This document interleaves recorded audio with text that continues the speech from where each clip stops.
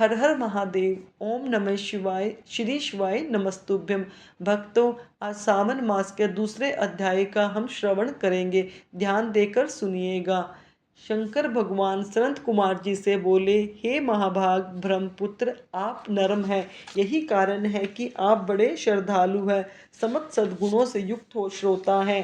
हे अनग, आपने जो श्रावण मास के बारे में पूछा है तथा जो कुछ आपने पूछा भी नहीं है, मैं सहर्ष आपसे कहता हूँ। चतुरता रहित प्राणी तो प्रिय होता ही है, और आप वैसे ही नर्म हैं।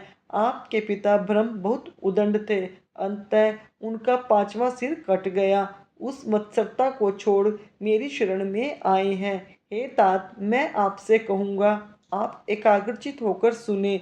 हे योगी श्रेष्ठ, श्रावण मास में नियम से रहकर मनुष्य सायकाल 4 बजे भोजन करे, 1 मास तक रुद्राभिषेक करे, अपनी प्रिय वस्तु किसी एक वस्तु को छोड़ देवे, पुष्प, फल, धान्य, तुलसी की मंजरी युक्त दल, बिलपत्रों से भगवान शंकर की लक्ष्य पूजा करे, कोटिर्लिंग अर्चना करे, ब्राह्मणों को प्रेम पूर्वक भोजन कराएं, नियमों का पालन करें, उपवास करें, पंचामृत से अभिषेक चूंकि मुझे अति प्रिय है उसे भी अवश्य करें। इस श्रावण मास में जो जो क्रियाएं की जाती हैं वह सभी अनंत फलदायक होती है।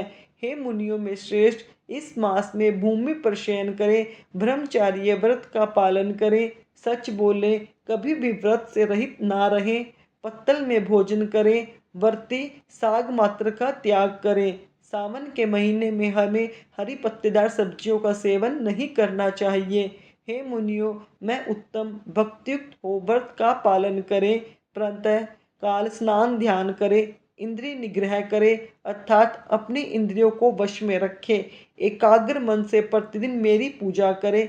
इस मास में मंत्रों का पुरुषण भी उत्तम सिद्धि प्रदान करने वाला होता है। षडाक्षर शिव मंत्र और गायत्री मंत्र का जाप करना चाहिए। प्रदक्षिणा, नमस्कार तथा वेदों का पाठ करने से शीघ्र ही मनोवांछित फल की प्राप्ति होती है। पुरुषोक्त जाप तो और भी अधिक फलदायक होता है। ग्रह यज्ञ, कोटि होम, लक्ष्य होम तथा अयुक्त होम करने का सद्फल मिलता है और वांछित फल प्रदान करने वाला होता है। जो व्यक्ति इस मास में एक दिन भी व्रत से रहित व्यतीत करता है वह महाप्रलय तक घोर नरक में वास करता है। यह मास मुझे सर्वाधिक प्रिय है। यह मास फलदायक है तथा निष्काम भाव से किए गए कर्म के फलस्वरूप मोक्ष प्रदान करने वाला है। हे सत्तम, इस मास में करने योग्य जो धर्म कहे गए हैं उनको मुझसे सुनो। रविवार को सूर्य व्रत करें, सोमवार को मेरी पूजा कर भक्त भोजन करें। श्रावण मास में प्रथम सोमवार से प्रारंभ करके 3.5 मास तक होने वाला संपूर्ण कामना की अर्थ सिद्धि प्रदान रोटक नामक व्रत होता है। मंगलवार के दिन मंगलागौरी नामक व्रत होता है। बुधवार को बुध का व्रत, बृहस्पतिवार को बृहस्पति का व्रत और शुक्रवार को जीवंतिका देवी का व्रत किया जाता है। शनिवार को हनुमान तथा नृसिंह का व्रत कहा जा गया है। हे मुनिश्रेष्ठ, अब मैं तिथियों में होने वाले व्रतों का वर्णन करता हूँ, आप ध्यान पूर्वक सुने। श्रावण मास के शुक्ल पक्ष की द्वितीया को औदुंबर नाम का व्रत होता है। इसी मास की शुक्ल पक्ष तृतीया को गौरी नामक किया जाता है तथा श्रावण मास की शुक्ला चतुर्थी को दुर्वा गणपति नामक व्रत होता है। इसी को हे महामुनि विनायक चतुर्थी व्रत अथवा गणेश चौथ नाम व्रत के नाम से जाना जाता है। श्रावण शुक्ला पंचमी नाग पूजन के लिए उत्तम मानी गई है। हे मुनि कुलपति, इसका दूसरा नाम मानव कल्पादि है, ऐसा जान लो। षष्ठी के दिन सुपोदन नामक व्रत और सप्तमी को शीतला देवी का व्रत होता है। अष्टमी और चतुर्थी तिथि में देवी को पवित्रारोपण करें।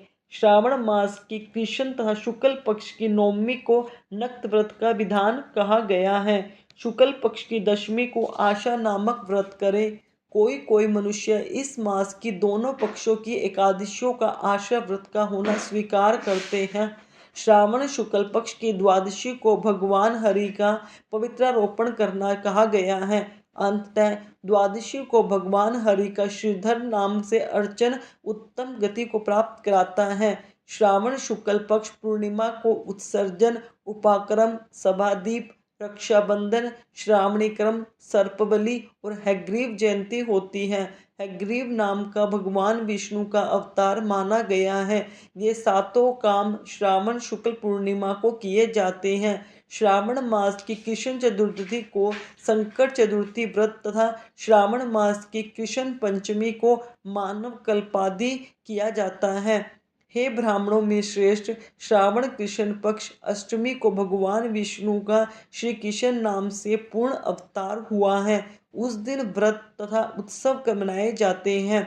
श्रावण मास की अमावस्या तिथि में पिठोरा व्रत होता है। इस दिन कुशोत्पाटन वृषभों की अर्चना करें। शुक्ल पक्ष की प्रथमा से लेकर समस्त तिथियों के लिए अलग अलग देवी देवता होते हैं। प्रतिपदा तिथि के अग्नि, द्वितीय के ब्रह्मा, तृतीय के गौरी, चतुर्थी के गणनायक, पंचमी के सर्प, षष्ठी के स्कंद, सप्तमी के सूर्य, अष्टमी तिथि के शिव हैं, नवमी के देवी दुर्गा, दशमी के यम और एकादशी के विश्वदेव स्वामी हैं। द्वादशी के भगवान हरि, त्रयोदशी के कामदेव, चतुर्दशी को शिव और पूर्णिमा के चंद्रमा स्वामी हैं। अमावस्या के स्वामी पितर हैं। इस क्रम से ये देवी देवता तिथियों के स्वामी कहे गए हैं। जिन देव के जो तिथि है उस तिथि को उस देवता की अर्चना करनी चाहिए, ऐसा कहा जाता है। हे मुनिश्रेष्ठ, इसी में प्राय नक्षत्र का उदय होता है। मैं उस समय का वर्णन करता हूँ, आप एकाग्रचित होकर सुनिए। सिंह राशि पर सूर्य के संक्रमण दिन से 12 अंश 40 घटी बीत जाने पर अगस्त्य ऋषि का उदय होता है। अगस्त्य ऋषि के लिए 7 दिन पूर्व से ही अर्घ्य दें। 12 मास में सूर्य नारायण अलग अलग नाम से तपते रहते हैं। श्रावण मास में घबस्ती नाम से तपते हैं। सूर्य भगवान का पूजन इस मास में भक्ति से तत्पर होकर करना चाहिए। श्रावण मास में शाक का त्याग, भाद्रपद में दही, आश्विन में दूध और कार्तिक मास में दाल का प्रयोग न करें। यह संपूर्ण विधान करने में यदि समर्थ न हो तो श्रावण मास में इन वस्तुओं का त्याग करने से भी मनोवांछित फलों की प्राप्ति होती है। हे मान्य सज्जन ब्राह्मण, यह आपसे मैंने अति संक्षेप में उपदेश किया है। हे मुनिश्रेष्ठ, इस श्रावण मास में होने वाले व्रत और धर्मों का सविस्तार रूप से वर्णन कोई 100 वर्षों में भी करने में समर्थ नहीं है। भक्त मेरे प्रीत्यर्थ अथवा भगवान हरि के प्रीत्यर्थ संपूर्ण व्रतों का पालन करें। परमार्थ रूप से विचार करने पर आप मुझ में तथा हरि में कुछ भी भेद नहीं पाएंगे। मुझ में और हरि में कोई भेद नहीं है, ऐसा जानना चाहिए। जो प्राणी इसमें भेद की कल्पना करते हैं वे नरक के भागी होते हैं।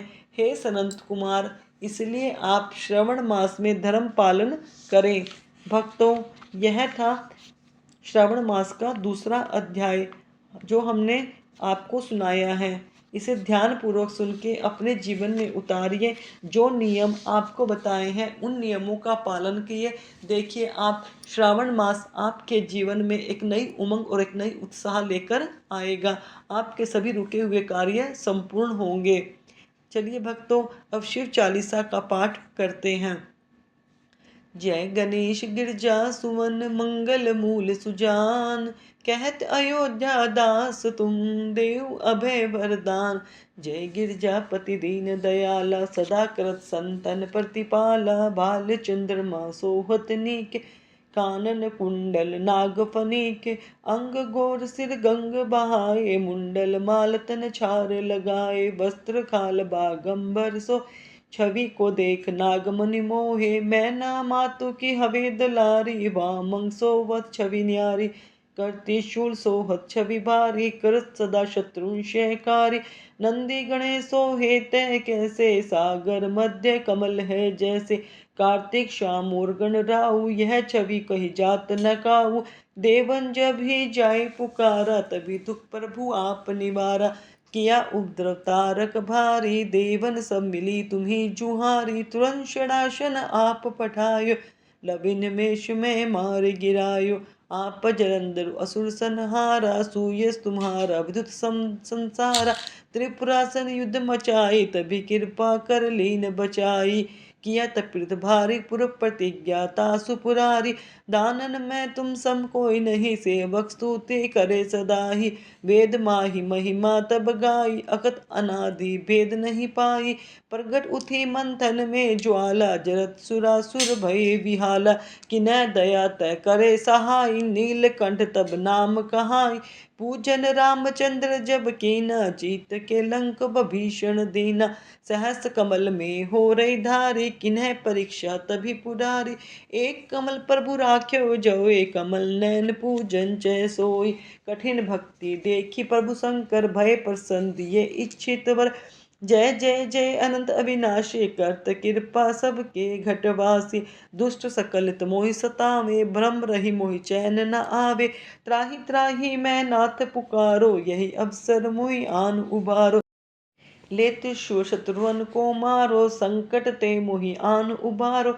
मात पिता भ्राता सब कोई, संकट में पूछत नहीं कोई। स्वामी एक है आस तुम्हारी, आए हरू मम संकट भारी। धन निर्धन को देत सदा ही, जो कोई जाचे सो फल पाही। स्तुति के विदु करे तुम्हारी, शमुनाथ अब चूक हमारी। शंकर हो संकट के नाशन, मंगल कारण विघ्न विनाशन। योगी तुम ध्यान लगावे, नारद शारद शीश नवावे। नमो नमो जय नमो शिवाय, सुर ब्रह्मादिक पार न पावे। जो यह पाठ करे मन लाई, तापर होत है शंभु सहाय। दुनिया जो कोई अधिकारी, पाठ करे सो पावन हारी। पुत्रहीन की इच्छा कर जोई, निश्चय शिव प्रसाद ते ही होय। पंडित त्रयोदशी को ल्यावे, ध्यान पूर्वक होम करावे। त्रयोदशी व्रत करे हमेशा, तन्मयता के रहे कलेशा। धूप दीप नैवेद्य चढ़ावे, शंकर सन्मुख पाठ सुनावे। जन्म जन्म के पाप नसावे, अंतवासुर में पावे। कहे अयोध्या दास तुम्हारी, जने सकल दुख हरु हमारी। नित्य नेम उठे प्रातः करो पाठ करो 40, तुम मेरी मनोकामना पूर्ण करो जगदीश। मंगसर छठे हेमंत ऋतु संवत 64 आन, स्तुति 40 शुभ पुण्य कर्ण कल्याण। वो शिव जी महाराज की जय। भक्तों, यह थी मेरे द्वारा सुनाई गई शिव चालीसा और श्रावण मास का दूसरा अध्याय। भक्तों, अगर आपको मेरे द्वारा सुनाए गए अध्याय अच्छे लगे तो मेरे चैनल को सब्सक्राइब कीजिए, वीडियो को लाइक कीजिए, कमेंट में हर हर महादेव अवश्य लिखिए। धन्यवाद भक्तों।